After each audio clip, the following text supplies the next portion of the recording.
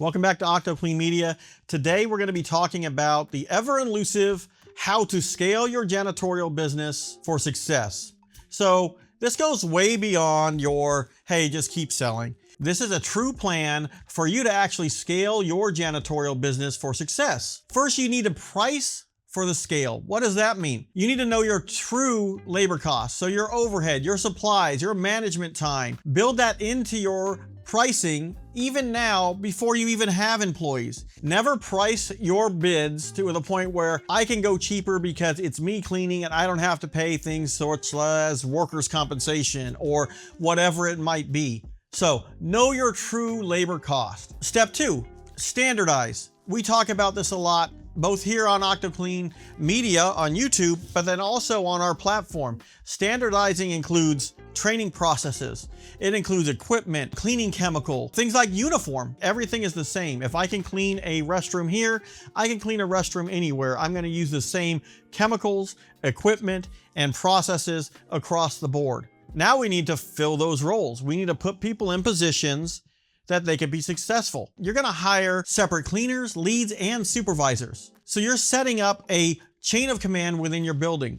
If you're scaling your cleaning business, you're going to need the right tools to make managing your team simple. One great option is Connect Team. It's an all-in-one employee management app designed for deskless teams and cleaning businesses. It lets you build and send schedules to your team, so there's no more last-minute chaos. Tracking time with an easy mobile time clock that includes geofencing, and even provide training resources so your new hires can get up to speed quickly. It also has a built-in chat feature so that your team can stay connected without messages getting lost. As your company grows, tools like this can really help keep things organized. Check out the link in the description to try it out for free. I meet with a lot of people, and when I talk to them in this industry, I'll ask them, well, do you have a lead in the building? Oh, no, I don't. Everybody just kind of shows up. They know what they need to do. You need to have someone that is accountable for access, who's cleaning the restrooms, accountable for everything. That's your lead in a building. Then you're going to have a supervisor when your building or your business grows that's going to manage that lead. A lot of times when you're in this small business, that supervisor is you. You still need to have that hierarchy.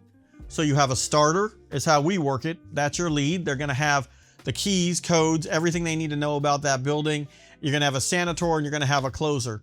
Now, in smaller buildings, you're probably thinking, well, I don't have that big of a building. It's just me and my friend doing the building. Well, you should still have a lead, who's your starter, and then maybe your closer and sanitor roles are shared. Step number 4 is quality control without micromanaging. Well, why does that even matter? Well, because micromanaging looks a little bit like this. Sarah from ABC Company called today and said her toilet's not getting cleaned. Well, how do you manage that? Well, I just call my crew up tonight and say, hey, make sure toilet, whatever it is in this bathroom is clean because Sarah called in. Well, that's only going to fix it that one time. If you have a quality control inspector, even if it's you when you're small, you're not being reactive, you're being proactive, going in and monitoring your training processes. Well, I've trained you, but are you doing it the same way? If you go on OctoClean Media, you'll see we have legit training cards that tell people step by step by step. So that's the process within the process. What do I mean by that? You have starter, closer, sanitor, that's their job, but they also have jobs inside that. So that enables your quality assurance person to actually find out why we're having the issue that we're actually having. What's my next stop? Well, of course, leadership, right? Everybody wants to be in charge. You're going to install leads and supervisors so that the owner exits the daily operations and the revenue grows. Well, what does that mean, the daily operations? So instead of you having to be like, oops, Sarah called off, I've got to go stop what I'm doing. That's more than likely sales, marketing, whatever it is. And now I've got to go clean. You're putting people in those leadership layers that can step in for you. And the next is building owner independent sales. I meet with a lot of owners that say this, well, I can sell anything. I'm not worried about that. Just keep me here forever. That builds you to a company that can get so far, but never above that, whatever goal you're at. If you sell something that doesn't work, it's very quick that you're going to be out of business because you're selling a broken product, and in this case, a service that has no standardization, that doesn't know how to price, that's not hiring the right people, that doesn't have quality control. have those first, and then we're going to talk about building your independent sales without the owner getting involved. Next is know your numbers. Track your labor percentage, your gross margin, your revenue per account, and the cost of reworks. Let the data drive your decisions, not how you feel it should be. So what does that mean? Well, let's say I have a sales rep. You know what? That's not really how I would have sold it. But let's say he's selling accounts that are really above your margin. Like, wow, the price is really good. Maybe it's not the questions I would have asked. So don't be so connected to the process that you're like, you know what? I don't care what the results are. You've got to go in there and tell them everything that we do. Have them sell to the customer's pain, not to how you figure they want to see it or what makes you as an owner feel good. Sometimes that's a big step back. Step number 8 is fix one bottleneck at a time. Now, what does that mean? It's very, very common that if you're dealing with anything from military to any other business, when an owner steps back, they see a lot of things that your frontline workers, they just don't see because they're there. If you can take a step back and be like, oh, that didn't work. You can identify bottlenecks or issues and correct them. Interviewing your employees, like, hey, what do you think didn't happen, didn't work here? What did you do well? What did you not do well? What did you learn? That's always something when you're taking inventory that is going to identify a lot of the bottlenecks you're having in your company. Quick recap.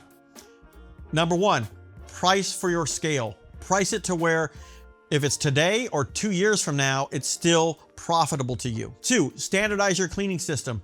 You as an owner can't depend on different cleaners doing different things all over your company. Have one way to do it. And then hire roles, not bodies. Of course, we talk about this. If you have someone that can't have a vacuum on their back for 8 hours, you probably shouldn't make them the closer. Same situation, right? For anything else in this world. And then quality control without micromanaging.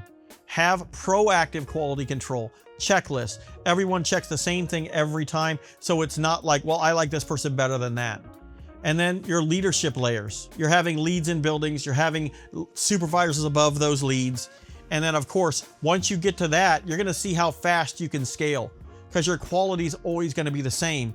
And then you pull out your owner independent sales. Make it so someone else can do the same thing you can, as good or better than you. And then lastly, knowing your numbers.